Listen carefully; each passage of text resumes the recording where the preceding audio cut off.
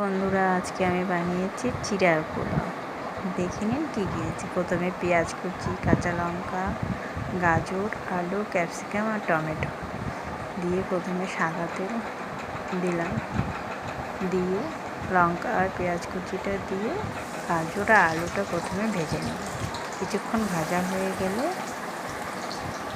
Capsicum আর tomato কুচিটা দিয়ে দেবো। দেওয়ার পরে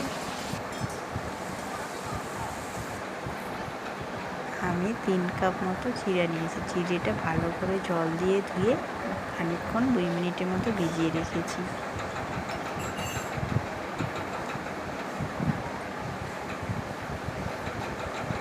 এদিকে ততক্ষণে আলু আর গাজরটা একটু হালকা সেদ্ধ হয়ে গেছে, তখনই আমি ক্যাপসিকাম আর টমেটো কুচিটা দিয়েছি।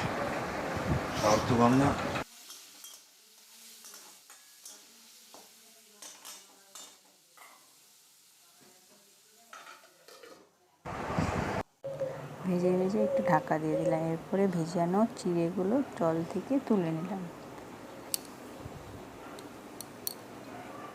ঢাকা খুলে দেখি ক্যাপসিকাম, আলু, পেঁয়াজ, টমেটোগুলো সেদ্ধ হয়ে গেছে মোটামুটি।